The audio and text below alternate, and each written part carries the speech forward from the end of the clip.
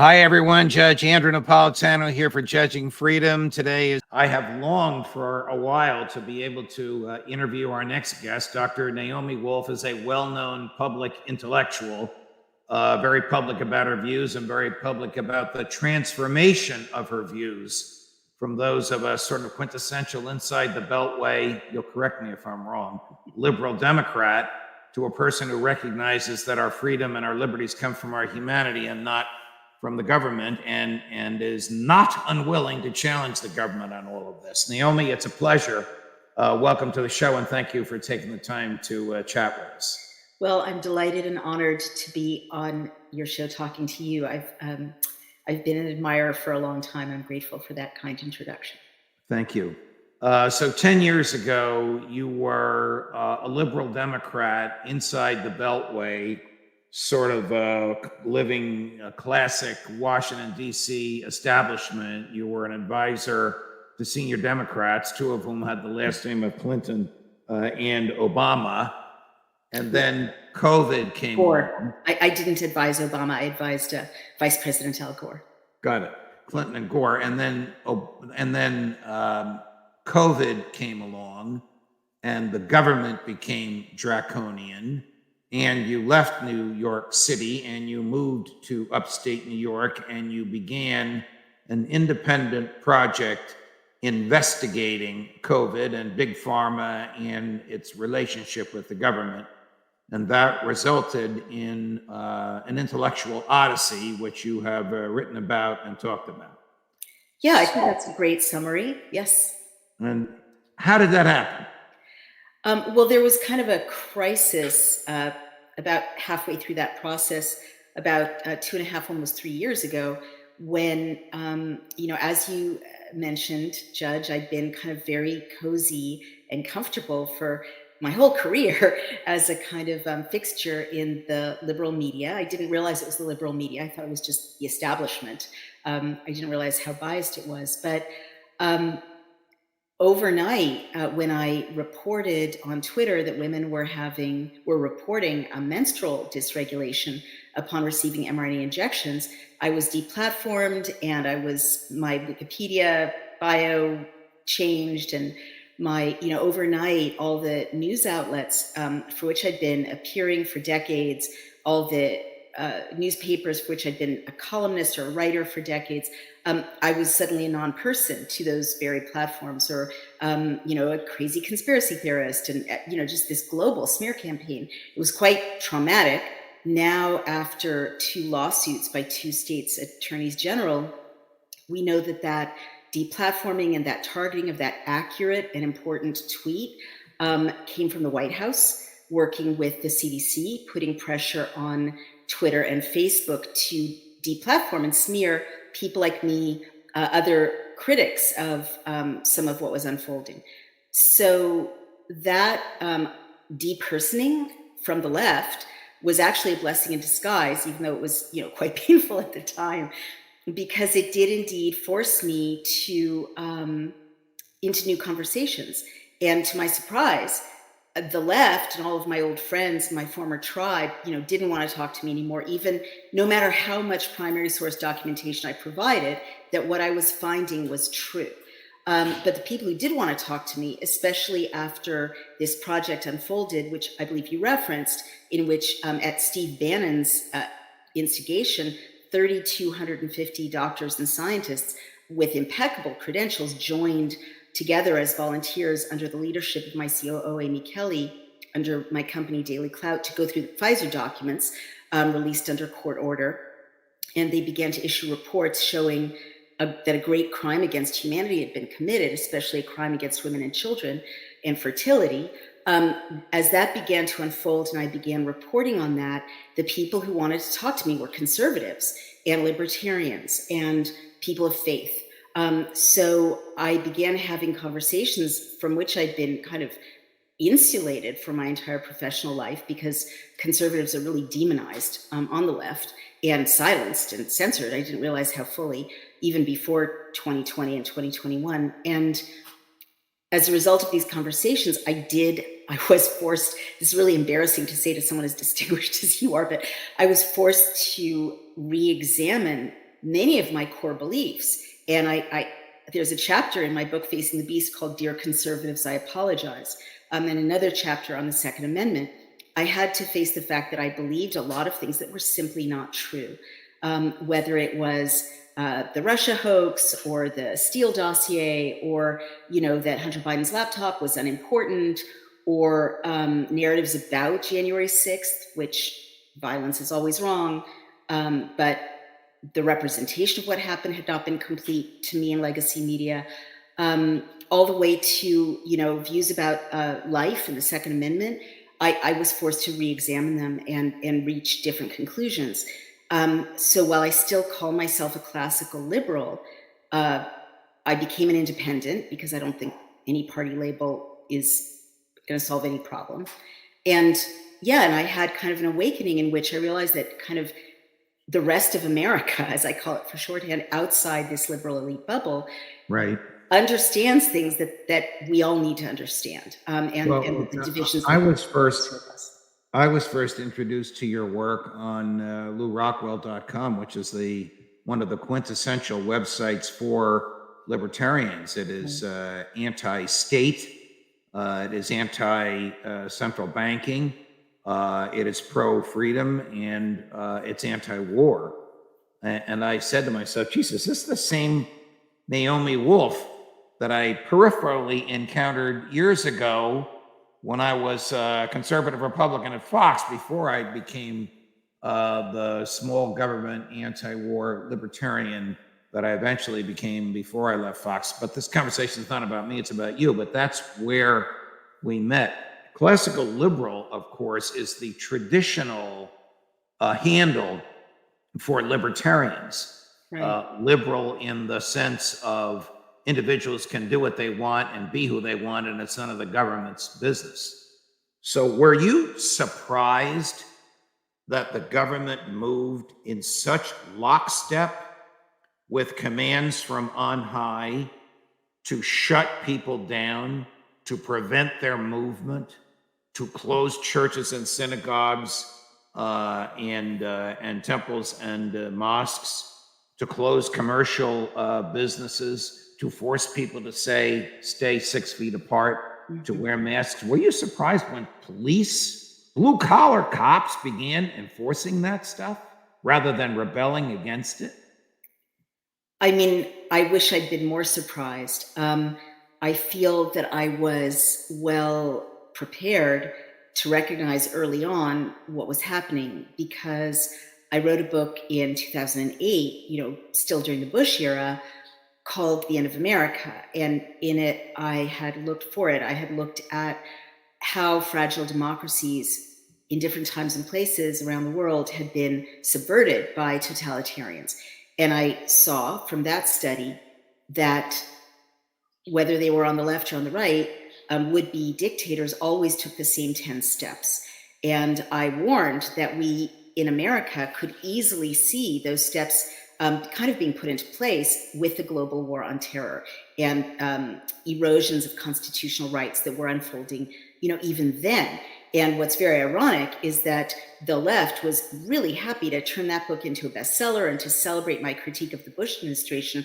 But when I pointed out under Obama that even worse depredations were taking place, the president had a kill list, and he hadn't closed Guantanamo, he had expanded Guantanamo, and he was overseeing, wiretapping of American citizens and, so on and so forth. They didn't want to hear about it, right? Because that was their guy. And because liberals have this delusion that they're good people, so they can't do bad things, and their elected officials can't do bad things.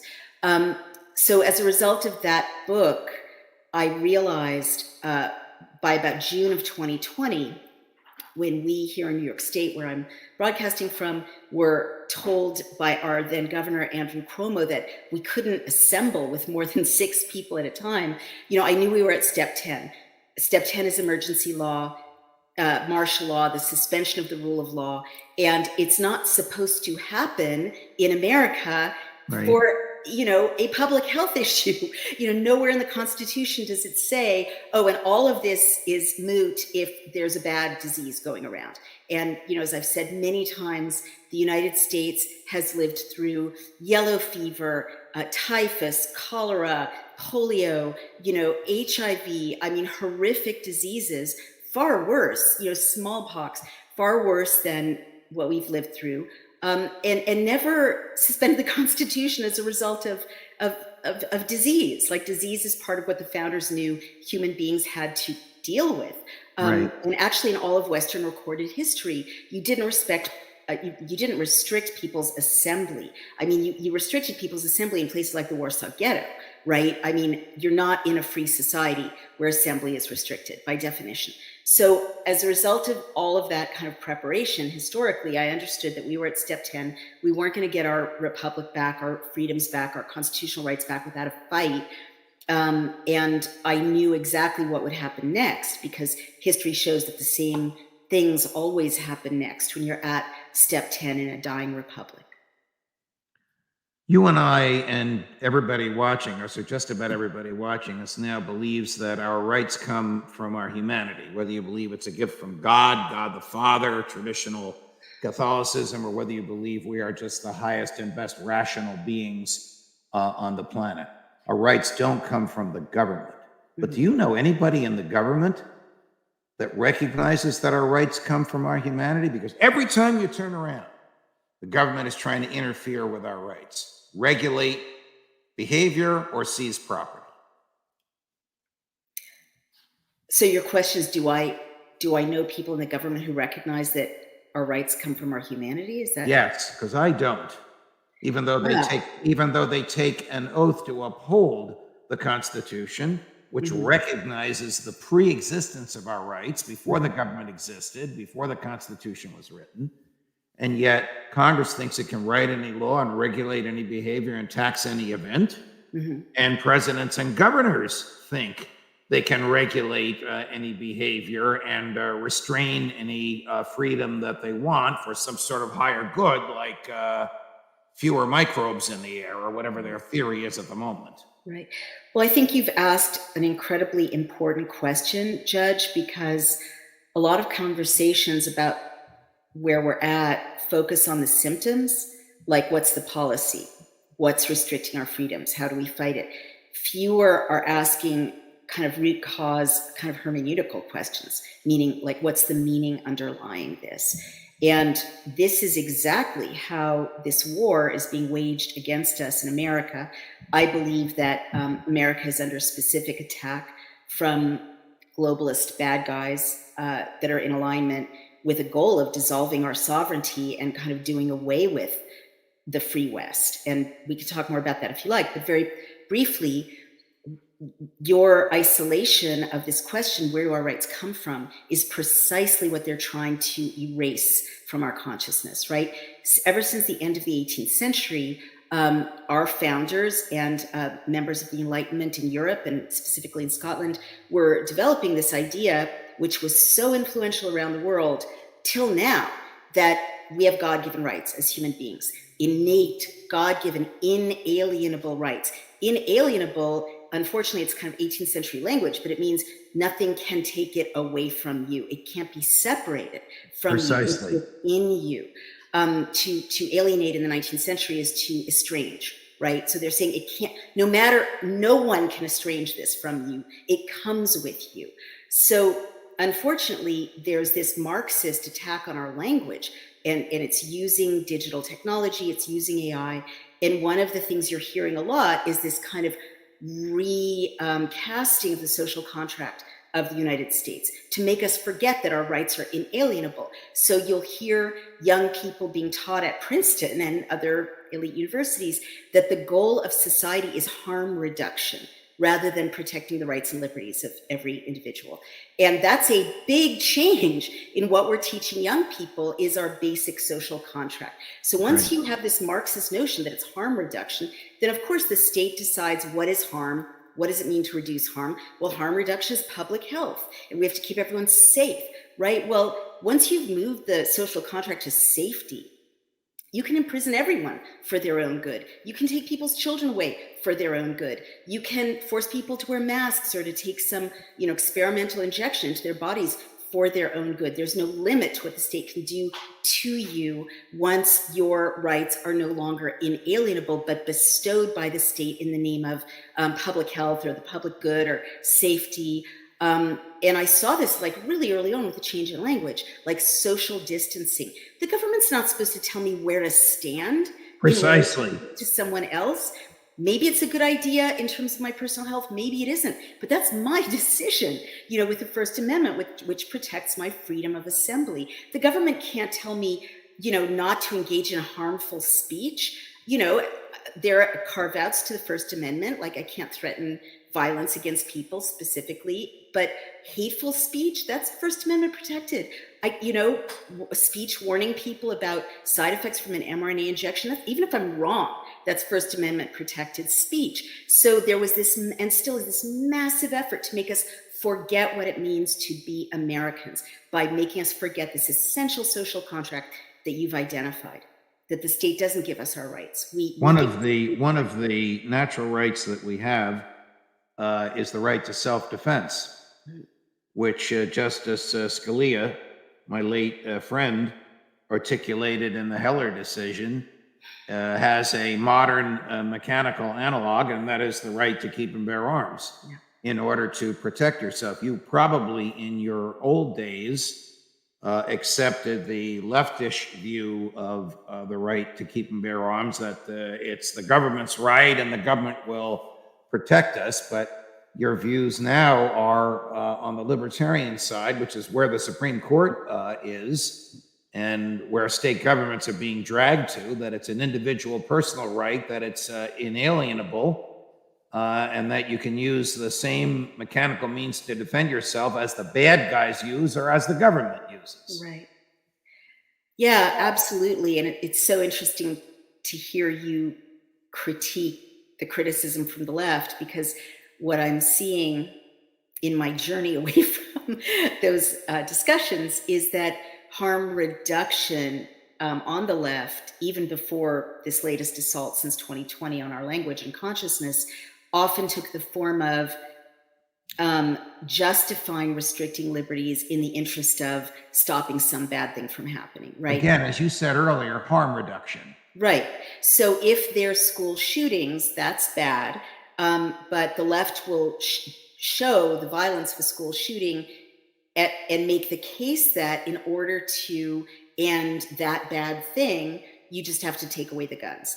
And they'll do that with everything, like abortion rights, right? Like I'm pro-choice reluctantly with very limited kind of margin first trimester, because I can't think of a better way to protect the rights of women as well as, unborn fetuses. I'm not saying it's a perfect solution. It isn't. But they'll point to harm of abandoned children or neglected children as if that explains why you should have the right to kill an unborn baby. And so this is a very common tactic, pointing at harm. And you can always find harms in society, right? I mean, bad things happen. But they'll reluctantly be dragged to where you are trying to drag people rightly, which is the first principles of what are your rights. And when you do that, you have to, even as a liberal, you have to come out in a different place. And I was always unpersuaded by the critique of gun violence, because I love the Constitution, and there's no better document that's ever been created.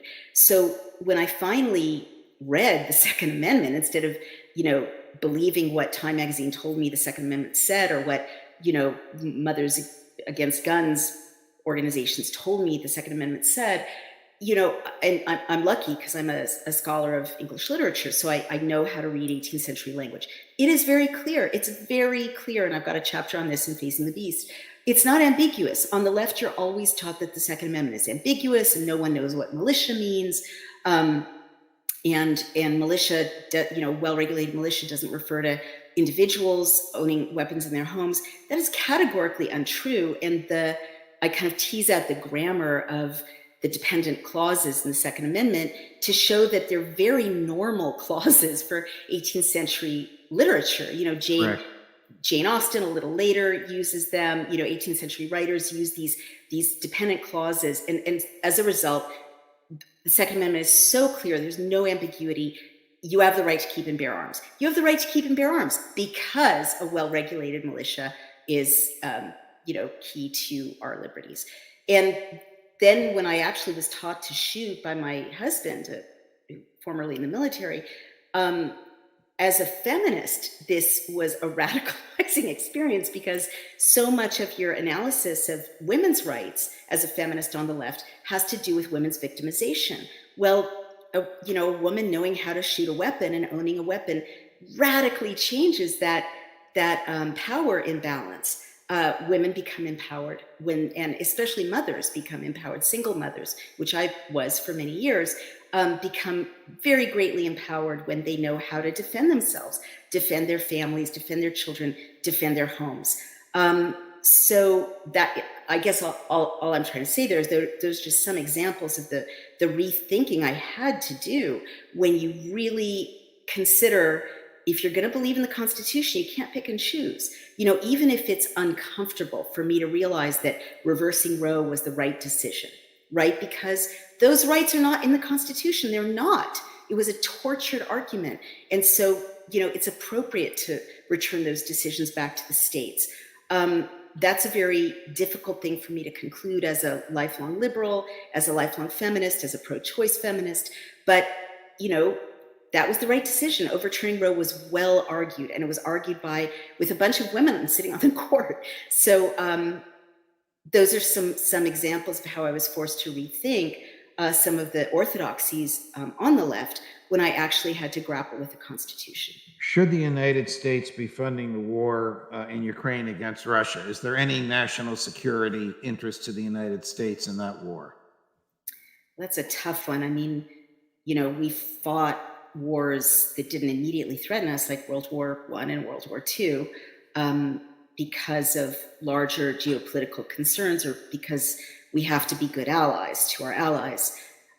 I'm not going to say there's no geostrategic advantage, but I can't believe I'm agreeing with President Trump on this, but I do see that we are kind of not joining the armies of Europe, but taking the place of the armies of Europe in many cases in this fight. And I also am aware, as the wife of a veteran, and just looking at kind of my own community, my own rural community, and how hard people are struggling, that billions of dollars are heading to Ukraine where it can't be clearly traced, where it's very not transparent, and our veterans, can't get PTSD treatment without waiting 6 months, and our children's schools are falling apart. I mean, that's a local issue, but our infrastructure is falling apart. Our borders are open. Our cities are riddled with crime. Our police officers are quitting.